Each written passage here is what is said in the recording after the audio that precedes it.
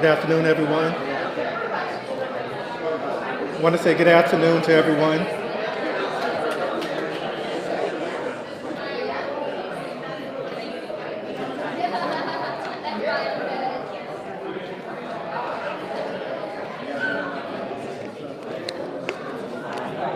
Once again, I just want to say good afternoon to everyone.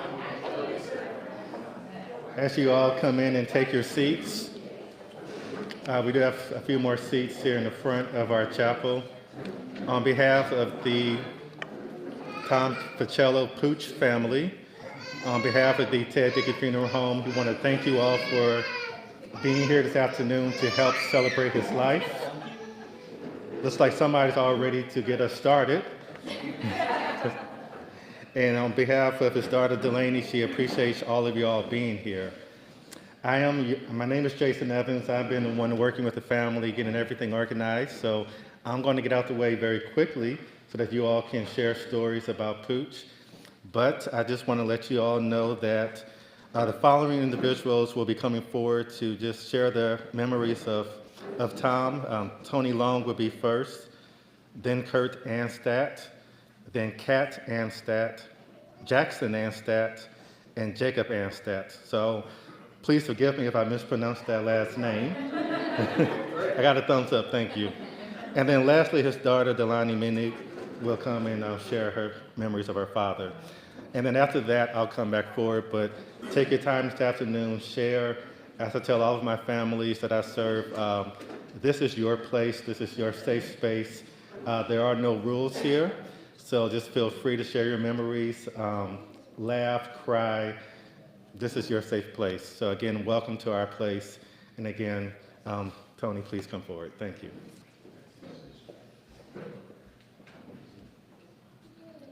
I'm going to have to move this down a little bit, maybe quite a bit. First off, I want to thank everybody for being here. It shows how much my brother meant to y'all, and my family thanks you very much. So you can't tell by looking at us that we were brother and sister. We were kind of like bookends. He was the oldest, I was the youngest, so I had a sister that looked like us too. But I wanted to tell y'all a few things about my brother that some of y'all don't know about, but he was born in 1947, and 2 years later, my sister came along. And when you see the slide presentation, you'll see that he just adored her. And then 12 years later, I came along, and I was an oops baby. And anyway, she followed him everywhere. She thought she wanted to be a boy just like he was. She thought she could do everything that he did, and I think he got a little bit tired of that. But anyway, so y'all know him as Tom or Pooch. To me, he was Tinker. Okay, because when he was a kid, he liked to play with Tinker toys, so his nickname was Tinker. So one day, we were at a basketball game, and he was playing, and he came out of the locker room, and me in my really quiet voice went, "There's Tinker!" And I said, I bet he probably didn't talk to me for about a week, because he didn't want anybody to know that that was his nickname. And then one time at the house, we were playing hide and seek, and so 14 years older, and so I was just a little one, and he told me I couldn't turn the lights on in any of the rooms. Well, he went and hid, and I went to find him, and in our bathroom there was a closet, and then there was like a clothes hamper that you could get in. So I just knew he was hiding in the clothes hamper. So I turned on the light, opened the clothes hamper, no Tommy. So I went on down and turned around and come back out, and he jumped out of the closet at me and almost gave me a heart attack. Then, still at the house that was my mom and dad's, there's a door that has a karate kick in it. He decided he wanted to see if he could kick that door, and so the door is splintered where he did a karate kick. When I was a senior and graduated, he gave me some diamond earrings, which was just wonderful, and he loved to talk about how spoiled I was. Well, I always told him, I said, it's not my fault, y'all wouldn't let Mom spank me. And he's like, man, if I'd have known you were going to turn out like you did, I'd have let her spank you. And he loved his guns. Now, here's a story 3 years ago, I guess, that he decided we all needed a gun, a pistol. You know, he's big into guns. So he was so excited, he got me a gun, my daughter a gun, Danny a gun, and Blake a gun. And so the first time we went out to shoot those guns, all fell apart. Every one of them. Every one of them. We're like, okay, we're going to shoot this one, and we go to shoot it, nothing. Or the handle came off or something like that. We never told him. We never told him. We just let him think those were the best guns ever. And then you'll see a picture of him on here where he's gaming, and he thought he was good at gaming. Well, my son was big into gaming, and my son-in-law. So he always wanted to be on their team, and my son said, "Mom, he is so bad." So bad. And so I think they started playing later on at night when he went to bed. That way he wasn't on their team to bring their points down. But you'll see, when you see the video and you see him gaming, he's just concentrating. He loved gadgets. He got that from my mom, and oh my gosh, he's always sending us stuff. Just you need to look at this, you need to look at that, and he was big into that and Facebook. Okay, I don't do Facebook. I told him I don't do Facebook. He would send me something from Facebook. I would say, "Tommy, I don't do Facebook." He'd send me something from Facebook. It didn't matter. I've told him 20 times. He'd still send me stuff from Facebook. Anyway, every time I'd talk to him, he'd call me up and say, "So what kind of mischief are you in today?" That's how he always started, and so my favorite thing, this is, he's always talked about how spoiled I was, so this was my favorite. This was the last text I got from him. Bear with me just a moment. Sorry. I'm not real good on here we go. That's why I don't do Facebook. Okay, let me go over here and find it. I had it up, sorry. Okay, here we go. So anyway, he decided he wanted to send me something, and so naturally it's a new little gadget. "Oh, you've got to have one of these. These are the best things ever. You just need to have one of these." Well, I told him, I don't really need it, but he insisted I have it, and so one day I got this package. Well, I didn't get one package, I got 2 packages. So I opened up the first one, and it was these little gadgets that he sent, and I opened up the second one, and it was some sugar-free candy, some sugar-free cinnamon candy. So I called him, and I told him, I said, "Tommy, thanks for the candy." And it was just dead silence. He said, "You got the candy?" I said, "Yeah." He said, "That was supposed to come to me." So he said, "I accidentally spoiled you." So this is one of my last texts with my brother. I had told him I was going to try not to eat any sugar and all this stuff. And then I thought, you know what, it's sugar-free candy, I can eat it. So I told him I wasn't going to try to eat any candy. And I said, well, I caved. The cinnamon candy was calling. I probably need some more. I'm only telling you because I know you would want to get me some. Love you. And so he said, "You are so spoiled." And I was so blessed that he was my brother. He was a great big brother, and I'm going to miss him. And I thank all of y'all for being here.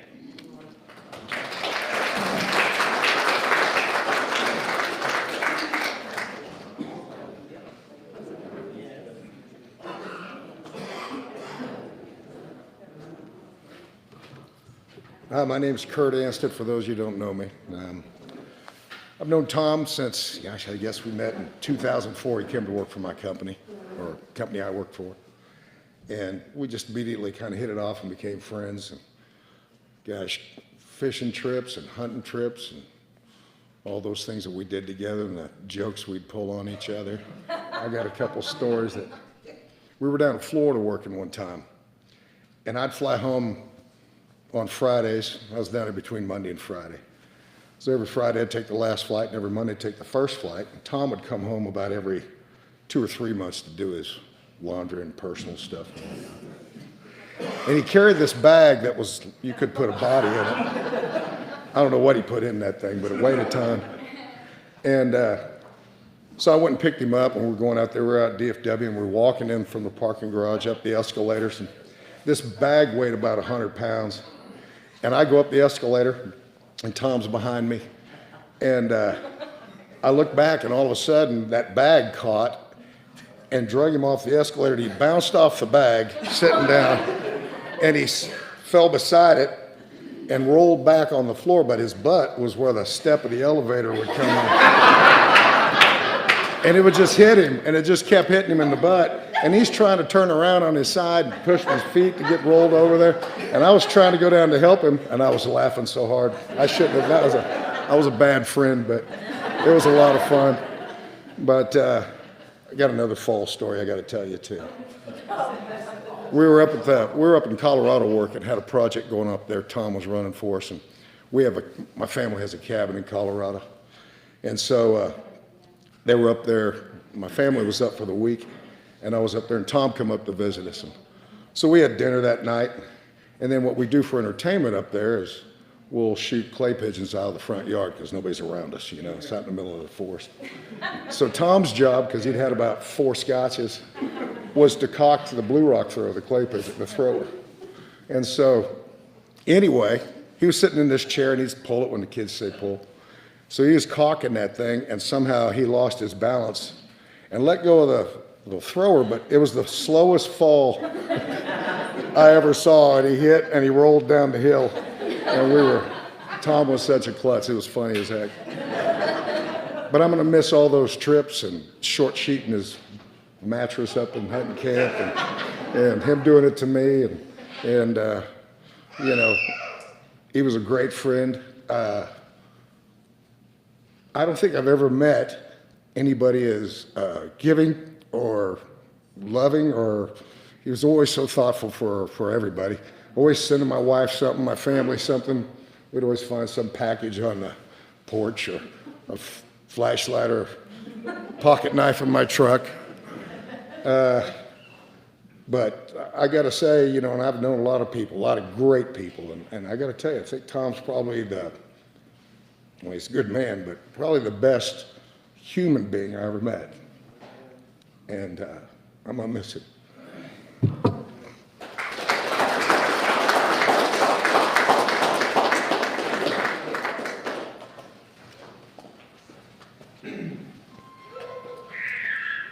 So for you that don't know me, I'm Catherine Ansett, his wife, and we've had the pleasure and honor of knowing Tom for 20 plus years. And it's like he just came into our lives and then became family. It was just instant. And from our friends and family and extended family are here, that's what he did, and he just became part of your life. When I think of Tom, I think of 3 things, and they're immediate, is loyalty, servant's heart, and love. He was so loyal. He would do anything for you. He was always, I'll just run over and check on it, Kat. You're gonna be out of town, you need help with the dogs. He was just always wanting to help, but his loyalty was just something just uncommon. I mean, you always think of yourself being loyal, but he was there. And so one summer, we were at the cabin. We'd just lost my dad, and we had Grandma and Grandpa with us, the kids, and Delaney was checking on the house. And so we paid her just a little, to water the plants, and she was doing an intern job at Affiliate that summer, and part of her bonus plan was I bought her some microwave meals so she wouldn't have to spend money because she was in college. So she walks in the door that day, and she knows something is amiss at the house. It's early, and she's seeing all the tools out on our back patio. You can see them in the old house, and she heard this little beep, beep, beep, and so she goes, Mom must have forgot to turn off her alarm. So she goes back there and realizes this is the ADT alarm. She immediately runs out, calls Tom. He goes, well, call 911, baby. And so we call 911. They come there. They check out. It looks like kids were just trying to get some stuff out of the house.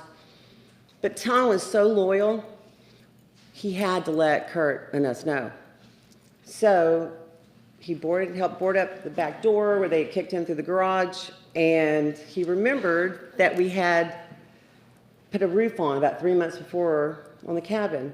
He started calling every roofer in Granbury, Colorado, until he found the one that had put the roof on, got the GPS coordinates for it, talked the sheriff to drive 30 miles up the mountain, because he was persuasive that way, and he is. I mean, he would just, and I'm sure he's wore him out until he said, they got to know. So the sheriff drives up, and I'm thinking, wow, I've just lost my dad. We got grandma, is it Mom, right? And He goes, I'm looking for a Kurt Anstead. And he goes, it's me. We're out there working. And he goes, he goes, Paciello? He goes, yes, Paciello called. And there's been a robbery at your house, and you probably need to go down the hill and call him. Because that's just how loyal he was. The second thing I think of is definitely a servant's heart. I've never seen anything like it. And you're right. Amazon's going to lose stock. I mean, I got something once a week. And in my Facebooks, I mean, he would even send a little thing going, do you see that thing I sent you? And I'm like, Tom, I'm working. But he had all this time not to work, right? And he would just do anything for you. When Grandma and Grandpa moved here, I'll run over and check on them. Did they need to go to the grocery store? Jacob and Kurt started a knife business. He searched out because they said leather work was so hard, right? So he found this hand crank. He had to buy it, brought over, knife sharpener, whatever he could do to make your life. But what it was love. That's how he loved. That's how he gave. That was his love language. And so the third thing definitely is love. And he always had like a little pet name for you. Yours was Yams. Brooks was Tick. Jackson was Jackson Height. Jacob, though he hated it, was Junebug. Because he was scared of Junebugs. And Kurt's was Old Fart. And among others, if they were having a little tiff or whatever, he's just irritating me. Yeah, it was another one sometimes too. And so I started thinking about that. I was like, but I know he loved me. I didn't have a name. And he'd always end the call with, well, love you, baby, or whatever. But I was like, I didn't have a nickname. I needed a nickname, right? So when Pooch had been in the hospital for a month years ago, they put him in rehab, and he was learning how to talk again, and he still had foggy brain, right? Really very foggy brain. And Kurt would go by relentlessly every morning or every afternoon and check on him. So about a week goes by, and he goes, Pooch is doing better, honey. He goes, you need to come by. I said, well, I've got an appointment in Carrollton. I'll just run by. So we're standing there, and he's sitting up finally, and he's doing better, but he's still having a hard time getting his memory and his words together, right? Because he's still got that anesthesia brain. And so Kurt goes, Tom, you know who I am? And he struggled, and he goes, Kurt. And he goes, yeah, I'm Kurt. He goes, do you know who she is? And I'm thinking, hold on, I'm his favorite, so wait for this. He goes, pregnant lady. And he screams it at me. Frickin' screams it at me. And I go, pregnant lady? I mean, I know I got a little menopause middle, but God dang, pregnant lady? Now, luckily for Tom, he never remembered that because he had foggy brain, so I reminded him of that. He goes, baby, I would have never said that. And I go, really, you think I'm that fat, Tom? So I did after that lose about 10 pounds because it bothered me. I was like, pregnant lady? That's what he called me, and I will so miss him always going, all right, baby, can I do anything for you? All right, I love you. And I go, he'd always say, I love you, baby. And I'd always say, I love you, Poochie. And so I'm going to miss, I love you, Poochie. Thank you.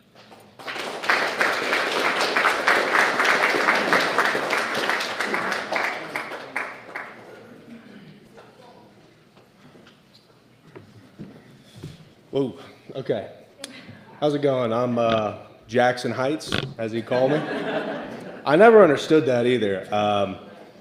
I've known him most of my life, and I have no idea what Jackson Heights is. I don't know if it's a movie or a show. No idea.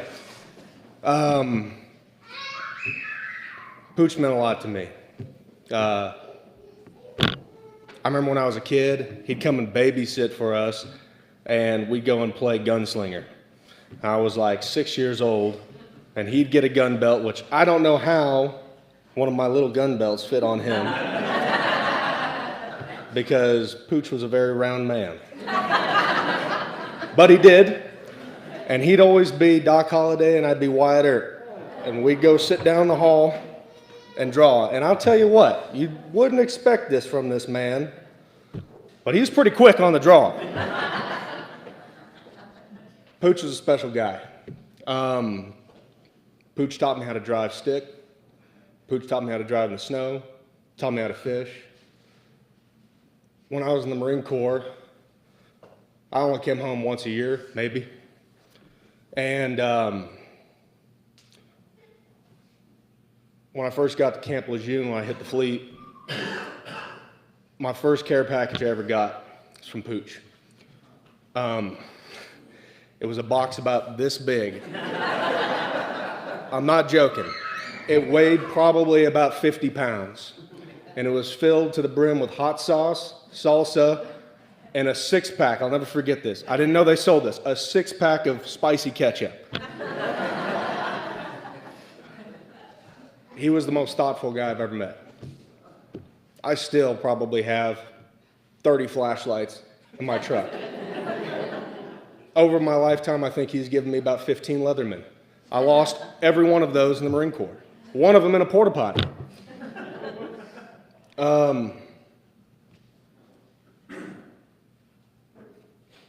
Yeah, he's family. Thank you.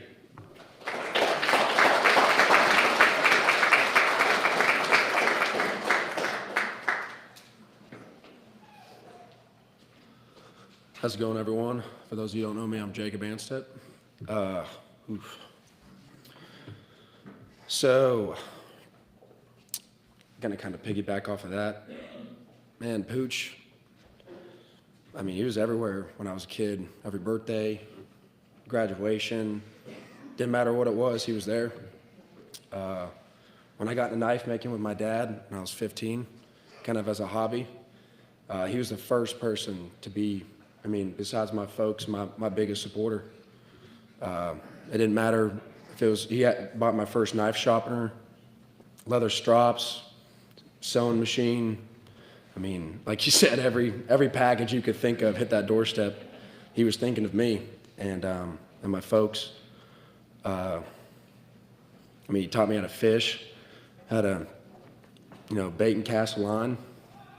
I mean, he was the most selfless man I ever met.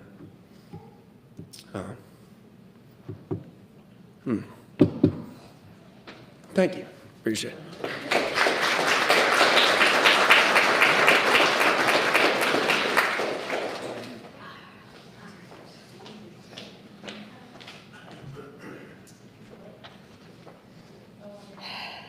All right, thank you all so much for being here and for confirming what I already knew, that my dad was just the greatest guy and the greatest friend.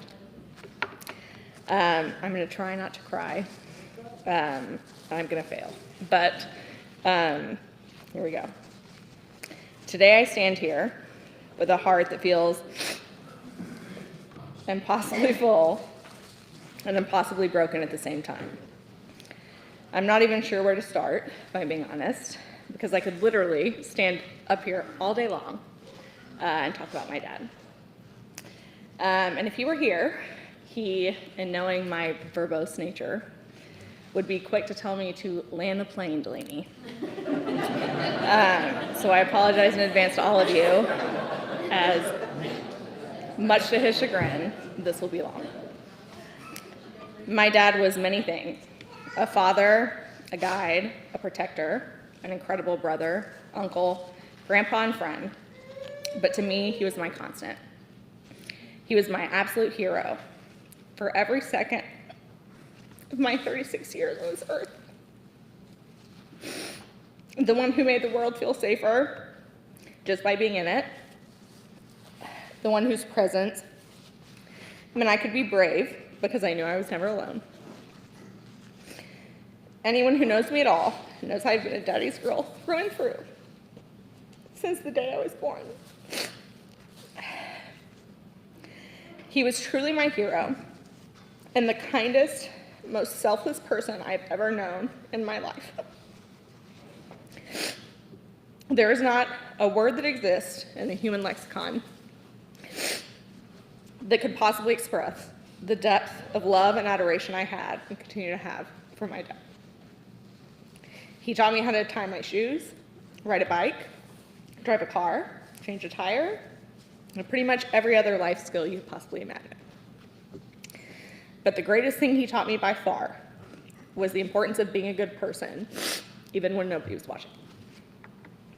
He was the most incredible parent, and this baffled me as a child just as much as an adult, but even more so now that I'm a parent myself. Somehow, he always seemed to know exactly the right thing to do. He told me he was proud of me every chance he got. When I made mistakes, some bigger than I would like to admit, he loved me anyway. He was my biggest supporter, impromptu therapist, voice of reason, and president and CEO of the Paciello fan club. He called me every day, and as I got older, he would ask me if he should stop, to which I always emphatically answered no. I looked forward to those calls every day, and not seeing his name pop up on my phone will be a visceral pain that I will feel every day for the rest of my life. His constant presence in my life and the resulting mass of his absence is something that I will just never get over. To say that I will miss him is the most profound understatement of my life. My dad didn't always speak in grand speeches, but he taught through his actions, through showing up, through consistency, through love that never needed to announce itself because you could always feel it was there. He showed me what integrity looks like, what strength looks like when it's gentle, what empathy and sympathy look like even when they're inconvenient. To always look the janitor in the eye and ask how they were doing because they are just as important, if not more so, than the CEO. That I was never above anybody else. I'm kind, thoughtful, honest, empathetic, and also stubborn, driven, exceptionally sassy, and fiercely independent with a moral compass that points due north, and that is all because of Tom Paciello. Every single good part of me comes from him. The world would be an exponentially better place if we were all more like him.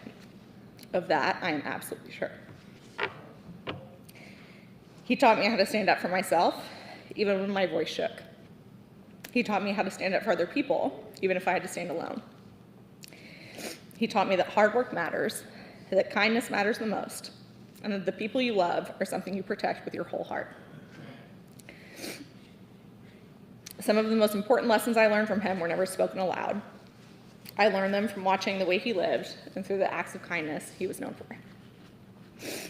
I have never met someone more invested in a complete stranger's happiness than my dad was. He was the person that paid for the groceries, the college kid in front of him in the checkout line because he knew they were broke. The person that saw a lady struggling to fit a new bike in her sedan in the Walmart parking lot and offered to put it in the back of his truck and drive it to her house, but not before insisting she take a picture of his license because that was the safe thing to do. The type of person that found out the man in front of him in the checkout line at 6 a.m. was going to walk 3 miles in the freezing cold to his AA meeting and offering to drive him there. The person who stood in line with me for hours at the DMV at 6 a.m. to get my license and left only briefly to get donuts for all of the clerks because they seemed overwhelmed and overworked. To know my dad was to know loyalty. He loved deeply, and once you were his forever. He carried me single-handedly on his shoulders in ways that I may not have always appreciated at the time, but that I appreciate now more than ever.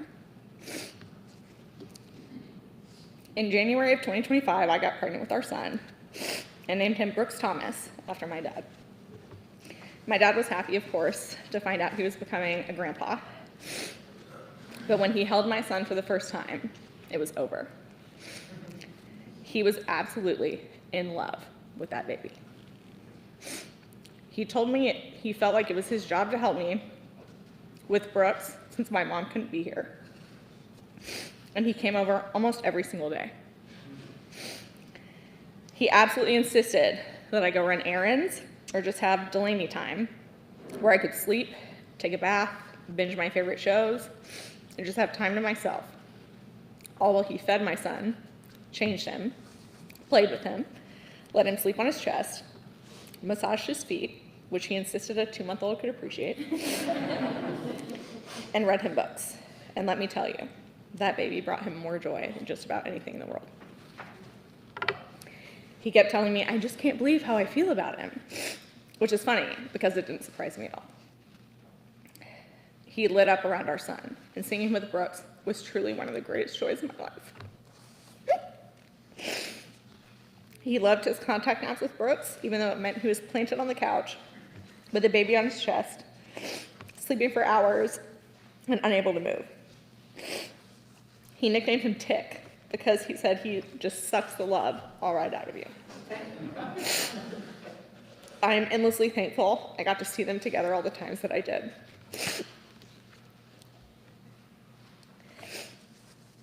After he passed, I watched the footage from our indoor camera.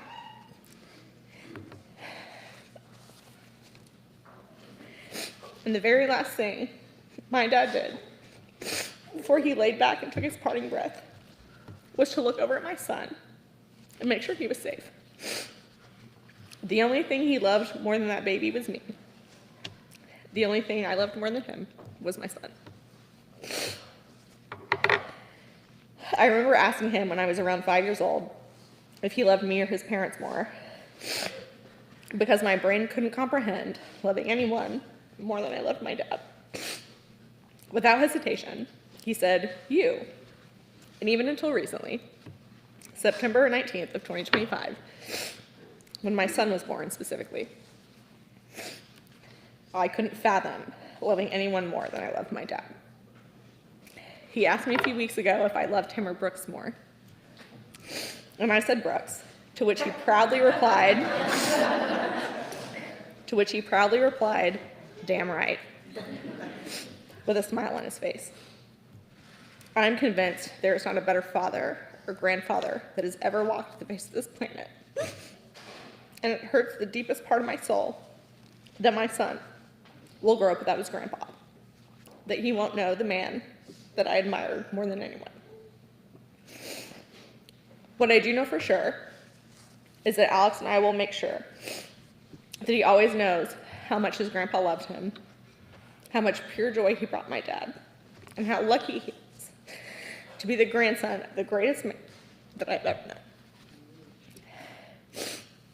My dad was a realist, a trait that I inherited from him.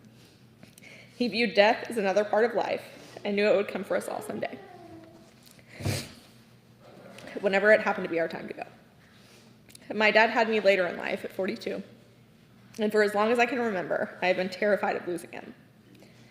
I think that happens when you love someone with your entire being, like I loved my dad.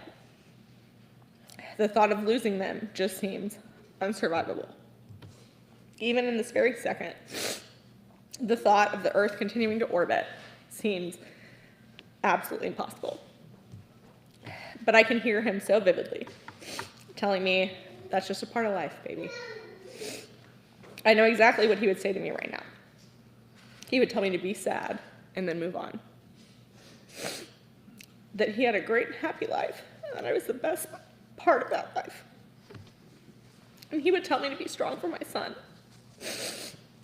I am convinced that he waited until my son was born to leave me, because he knew that I would have fallen apart if I didn't have him to focus on. I know that Brooks has the greatest and most protective guardian angel looking over him, and for that, I am deeply, profoundly thankful. And my dad and I ended every conversation with, "You are my special," for as long as I can remember. We said it so often that we shortened it to yams, which was probably confusing to everyone in public that heard either of us in the conversation with the word yams, as if we were referencing a Thanksgiving side dish with zero context. I called him to check on Brooks 25 minutes before he passed, and the last thing we said to each other was, "I love you, yams." I am forever grateful that I called him when I did and was able to tell him that one last time. That was something my dad always taught me. To make sure you let the people you love know how much they mean to you every chance you get. I sent him a long text less than a week before he passed, telling him how much I loved him and how thankful I was that he was my dad and Brooks' grandpa. I know in my heart that my dad knew how much I adored him, and I certainly knew how much he adored me. We told each other every chance we got, after all. And I have more tissues, sorry. Thank you. To my daddy. Thank you for showing me that great loss only comes from great love. Thank you for being the most incredible dad. I couldn't have made a better dad from scratch if I tried a million times. Thank you for loving every single part of me with everything you had and sacrificing all you did for me time and time again, even when I didn't deserve it. Thank you for loving my son so deeply.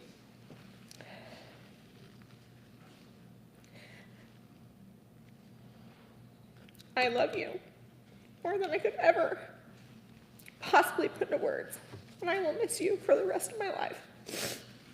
But I will be okay, because you raised me to be strong. God gave me the greatest, most precious gift when he chose me to be your daughter. And the inexplicable pain that I feel now that you're gone is worth every single second of pure joy that I had with you for 36 years. Losing you has changed my world, but loving you and being loved by you has shaped it forever. You will always be my hero and forever my first love. And I will always, always be your little girl. I love you, Daddy. Yeah. Thank you.